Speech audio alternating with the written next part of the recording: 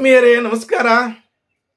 ಆತ್ಮೀಯರೇ, D K Shivakumar ಅವರು ಕನಕೋತ್ಸವದ ಹೆಸರಿನಲ್ಲಿ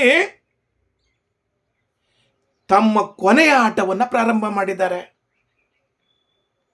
ಇದರಿಂದ ವಿಶೇಷ ಅಧಿವೇಶನದಲ್ಲಿ ಸಿದ್ದರಾಮಯ್ಯನವರಿಗೆ ಸಂಕಟ.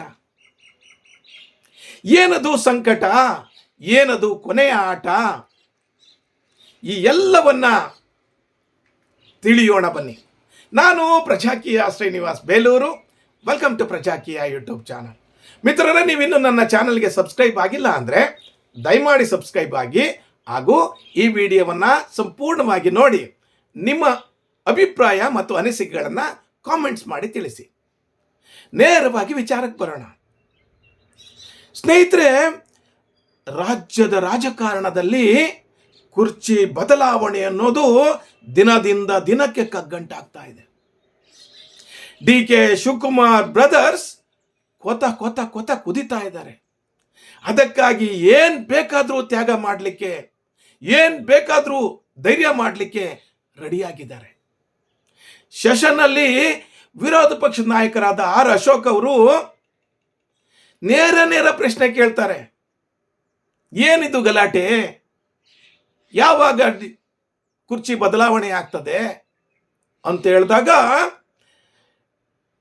ಸಿಎಂ ಸಿದ್ದರಾಮಯ್ಯನವರು ನಿಜಕ್ಕೂ ಸಹಿತ ಸಂಕಟದಿಂದ, ಆದರೆ ತೋರಿಕೆ ಮಾತ್ರ ನಮ್ಮದು, ನಾನು ಸಕ್ಕರೆ ಆದರೆ ಡಿ ಕೆ ಶಿವಕುಮಾರ್ ಹಾಲು ಸಕ್ಕರೆಯಂತೆ ಸರ್ಕಾರವನ್ನು ನಡೆಸ್ತಾ ಇದ್ದೀವಿ ಅಂದರು. ಅದಕ್ಕೆ ವಿರೋಧ ಪಕ್ಷದವರು ಹಾಲು ಸಕ್ಕರೆಯಂತೆ ಸರ್ಕಾರ ನಡೆಸ್ತಾ ಇಲ್ಲ, ನಿಮ್ಮಿಬ್ಬರದ್ದು ಹಾಲಾಹಲದ ಸರ್ಕಾರ ಅಂದರು. ಇದು ನಿಜಕ್ಕೂ ಸಹಿತ ಸಿದ್ದರಾಮಯ್ಯನವರಿಗೆ ಸಂಕಟ. ಆದರೆ ಡಿ ಕೆ ಅವರಿಗೆ ಅನಿವಾರ್ಯ. ಬಹಳಷ್ಟು ಜನ ವಿರೋಧಿ ನಾಯಕರು ಏನೇ ಮಾತಾಡಿದ್ರು, ಏನೇ ಪ್ರೊವೊಕೇಶನ್ ಮಾಡಿದ್ರು ಸಹಿತ ಡಿ ಕೆ ಶಿವಕುಮಾರ್ ಅವರು ಒಂದು ಪದವನ್ನು ಆಡಿದರೆ 100 ಅರ್ಥಗಳು ಬರುವಂತೆ, ಧೈರ್ಯ ಇದ್ರೆ ಎಲ್ಲದೂ ಸಾಧ್ಯ, ಧೈರ್ಯ ಇದ್ರೆ ಎಲ್ಲವನ್ನೂ ಸಾಧಿಸಬಹುದು ಅಂತ ಹೇಳಿದರು. ಹಾಗೂ ಎಲ್ಲದಕ್ಕೂ ಒಂದು ಸಮಯ ಬರ್ತದೆ.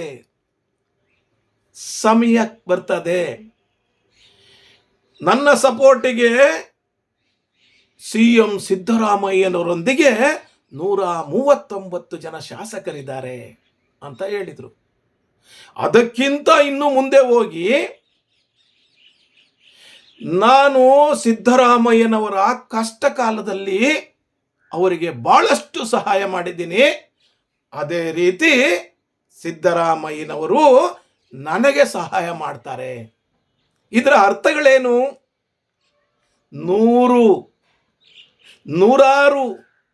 ಸ್ನೇಹಿತರೆ, ಇಷ್ಟೆಲ್ಲವನ್ನು ಮಾತಾಡ್ತಾ ಇದ್ರು ಸಹಿತ ಡಿ ಕೆ ಸಹೋದರರಾದಂತಹ ಸುರೇಶ್ ಅವರು ತಮ್ಮ ಮೆಗಾ ಪ್ಲಾನ್ ಅನ್ನು ಮಾಡ್ತಾನೇ ಇರ್ತಾರೆ.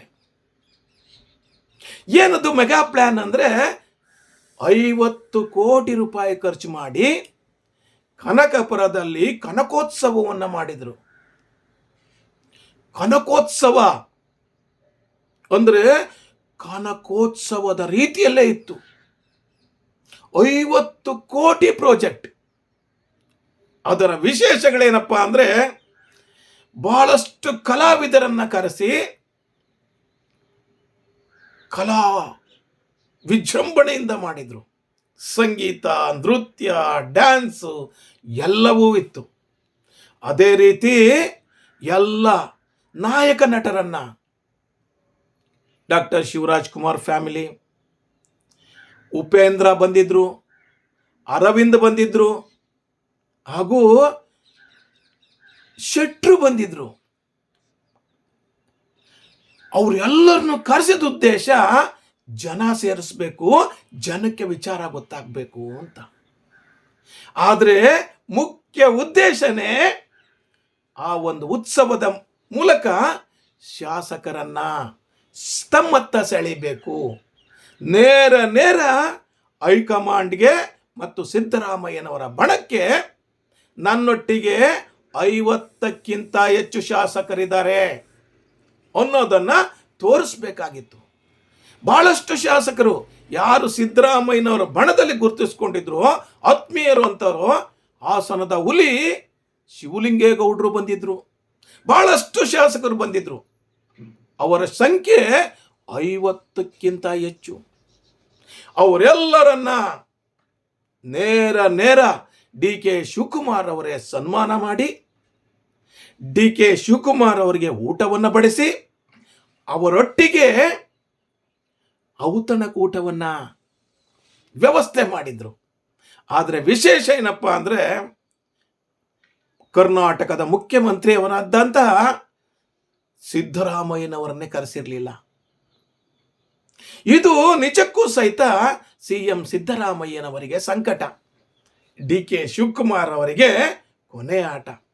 ಇದರ ಮೂಲಕ ಸ್ನೇಹಿತರೆ, ಇದರ ಮೂಲಕ ಆ 50ರಿಂದ 60 ಶಾಸಕರನ್ನ ಎಲ್ಲರೂ ಸಹಿತ ರೆಸಾರ್ಟ್ ರಾಜಕಾರಣ ಮಾಡ್ತಾರೆ. ರೆಸಾರ್ಟಿಗೆ ಕರ್ಕೊಂಡೋಗಿರ್ತಾರೆ. ಇಲ್ಲ ಗೋವಾ ರೆಸಾರ್ಟ್ಗೋ, ಇಲ್ಲ ಕರ್ನಾಟಕದ ಬೇಕಾದಷ್ಟು ರೆಸಾರ್ಟ್ಸ್ ಇದೆ. ಆದರೆ ಡಿ ಕೆ ಸುರೇಶ್ ಅವರ ಪ್ಲಾನ್ ಏನಪ್ಪ ಅಂದರೆ, ಈ ಒಂದು ವಿಶೇಷ ಅಧಿವೇಶನ ಮುಗಿದ ತಕ್ಷಣನೇ ಅವರು ಆ 50ರಿಂದ 60 ಶಾಸಕರೊಟ್ಟಿಗೆ ವಿದೇಶ ಪ್ರಯಾಣ ಮಾಡ್ತಾ ಇದ್ದಾರೆ. ಇದು ನೇರವಾಗಿ ವಿದೇಶ ಪ್ರಯಾಣದ ಹೆಸರಿನಲ್ಲಿ ನೇರ ಸಂದೇಶ ಯಾರಿಗೆ? CM ಸಿದ್ದರಾಮಯ್ಯನವರಿಗೆ ಹಾಗೂ ಹೈಕಮಾಂಡ್ ಅಂತಹ ರಾಹುಲ್ ಗಾಂಧಿ ಅವರಿಗೆ. ಇವರ ಸಂದೇಶ ಏನಪ್ಪ ಅಂದರೆ, ಈಗ ಸಿದ್ದರಾಮಯ್ಯನವರು ಬಣದವರು ಹೇಳ್ತಿದ್ರಲ್ಲ, ಡಿ ಕೆ ಒಟ್ಟಿಗೆ 10 ಜನ ಇಲ್ಲ 15 ಜನ ಇಲ್ಲ ಅಂತ. ಆದರೆ ಡಿ ಕೆ ಅವರ ಒಟ್ಟಿಗೆ 50ರಿಂದ 60 ಶಾಸಕರಿದ್ದಾರೆ. ರಾಜಕಾರಣದಲ್ಲಿ ಏನು ಬೇಕಾದರೂ ಆಗ್ಬಹುದು. ಆದ್ದರಿಂದ CM ಸಿದ್ದರಾಮಯ್ಯನವರಿಗೆ ನಿಜಕ್ಕೂ ಸಂಕಟ ಆದರೆ ಹೈಕಮಾಂಡ್ಗೂ ಸಹಿತ ಭಯ ಹುಟ್ಟಿಸ್ಬಿಟ್ಟಿದ್ದಾರೆ. ನೇರವಾಗಿ ಹೇಳ್ತಾರೆ ಸುರೇಶ್ ಅವರು, ನನ್ನ ತಾಳ್ಮೆಗೂ ಒಂದು ಮಿತಿ ಇದೆ, ನಮ್ಮ ತಾಳ್ಮೆಗೂ ಒಂದು ಮಿತಿ ಇದೆ, ಅದೇ ರೀತಿ ಅಧಿಕಾರಕ್ಕೂ ಒಂದು ಕೊನೆ ಇದೆ ಅಂತ. ಇದನ್ನ ಸರಿಯಾಗಿ ಅರ್ಥ ಮಾಡ್ಕೊಂಡಿಲ್ಲ ಅಂತಂದ್ರೆ CM ಸಿದ್ದರಾಮಯ್ಯನವರು ಮತ್ತು ಹೈಕಮಾಂಡ್ ನಾವು ಅಧಿಕಾರವನ್ನ ಕೊನೆಗೊಳಿಸ್ತೀವಿ, ಅಧಿಕಾರವನ್ನ ಕಿತ್ಕೊಂತೀವಿ, ನಾವು ಯಾವ ಮಾರ್ಗಕ್ಕೆ ಬೇಕಾದರೂ ಹೋಗ್ತೇವೆ, ನೀವೆಲ್ಲರೂ ನಮಗೆ ಸಪೋರ್ಟ್ ಮಾಡಿದ್ರೆ ಓಕೆ, ಇಲ್ಲ ಅಂದರೆ ನಮ್ಮ ದಾರಿ ನಾವು ನೋಡ್ಕೊಂತೀವಿ ಅನ್ನೋ ರೀತಿನಲ್ಲಿ ಒಂದು ಸಂಘಟನೆಯನ್ನು ಮಾಡ್ತಾ ಇದ್ದಾರೆ. ಸ್ನೇಹಿತರೆ, CM ಸಿದ್ದರಾಮಯ್ಯನವರು ಹೊರಗಡೆ ಎಷ್ಟು ನಗ್ತಾ ಇದ್ರೂ ಸಹಿತ ಅವರ ಬತ್ತಳಿಕೆಯ ಬಾಣಗಳಾದಂತಹ ಅಹಿಂದ ನಾಯಕರು ಅಥವಾ ದಲಿತ ಮುಖ್ಯಮಂತ್ರಿಯನ್ನ ಮುಖ್ಯಮಂತ್ರಿ ಮಾಡಬೇಕು ಅನ್ನೋ ಕೂಗನ್ನು ಸಹಿತ ಪ್ಲಾನ್ ಮಾಡ್ತಾರೆ. ಆದರೆ ಅಲ್ಲಿ ದಲಿತ ನಾಯಕರು ಒಂದು 20 ಜನ ಸೇರ್ಕೊಳಲ್ಲ. ಆದರೆ ಅವರಿಗೆ ಗಟ್ಟಿ ಧ್ವನಿನೇ ಇಲ್ಲ. ಅದೇ ರೀತಿ ಡಿ ಕೆ ಶಿವಕುಮಾರ್ ಬ್ರದರ್ ಬಹಳ ಗಟ್ಟಿ ಧ್ವನಿಯಲ್ಲಿ ಹೇಳ್ತಾ ಇದ್ದಾರೆ, ನಮ್ಮೊಟ್ಟಿಗೆ 50ರಿಂದ 60 ಶಾಸಕರಿದ್ದಾರೆ ಅಂತ. ನನಗನ್ಸುತ್ತೆ ಈ ಸೆಷನ್ ಅಂದ್ರೆ ಬಜೆಟ್ ಮುಗಿದ ತಕ್ಷಣ, ಬಜೆಟ್ ಅಂತೂ CM ಸಿದ್ದರಾಮಯ್ಯನವರೇ ಮಂಡಿಸ್ತಾರೆ, ಅದಕ್ಕೆ ಪೂರ್ವ ಸಿದ್ಧತೆಗಳೆಲ್ಲ ಆಗ್ತಾ ಇದೆ. ಅದಕ್ಕೆ ರಾಹುಲ್ ಗಾಂಧಿಯವರು ಅನುಮತಿ ಕೊಟ್ಟಿದ್ದಾರೆ, ಅದೇ ರೀತಿ ಡಿ ಕೆ ಶಿವಕುಮಾರ್ ಅವರು ಅನುಮತಿ ಕೊಟ್ಟಿದ್ದಾರೆ. ಆದರೆ ಬಜೆಟ್ ಅನ್ನು ಮೀರಿ ಬಜೆಟ್ ಮುಗಿದ ನಂತರ ಏನಾದರೂ ಮತ್ತೆ ಪೋಸ್ಟ್ಪೋನ್ ಮಾಡ್ತಾರೆ ಅಂದರೆ ಅದಕ್ಕೆ ಪೂರ್ವ ಸಿದ್ಧತೆಯಾಗಿ ಈ ಎಲ್ಲ ಕಾರ್ಯಕ್ರಮಗಳನ್ನು ಕೊನೆಯ ಆಟವಾಗಿ ಮಾಡ್ತಾ ಇದ್ದಾರೆ. ರಾಜಕಾರಣ ಅಂದ್ರೇ ಅವು ಎಣಿ ಆಟ, ಯಾರು ಬೇಕಾದರೂ ಏರ್ಬೋದು, ಯಾರು ಬೇಕಾದರೂ ಇಳಿಬಹುದು. ನಿಜಕ್ಕೂ ಸಿದ್ದರಾಮಯ್ಯನವರು ಹುಲಿನೇ, ಆದರೆ ಪಂಜರದಲ್ಲಿ ಸಿಗಾಕ್ಸ್ಬಿಟ್ಟಿದ್ದಾರೆ. ನೀವೇನಂತೀರಿ? ಡಿ ಕೆ ಶಿವಕುಮಾರ್ ಅವರು ಮುಖ್ಯಮಂತ್ರಿ ಆಗ್ತಾರಾ ಅಥವಾ CM ಸಿದ್ದರಾಮಯ್ಯನವರೇ ಮುಂದುವರಿತಾರ, ಅಥವಾ ಇನ್ನೂ ಪೋಸ್ಟ್ಪೋನ್ ಆಗುತ್ತಾ?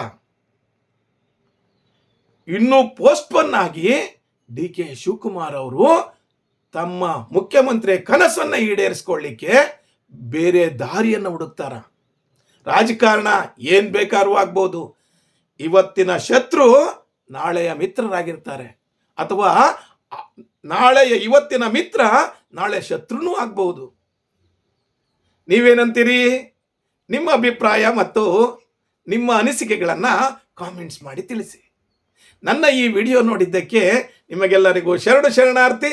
Thank you very much.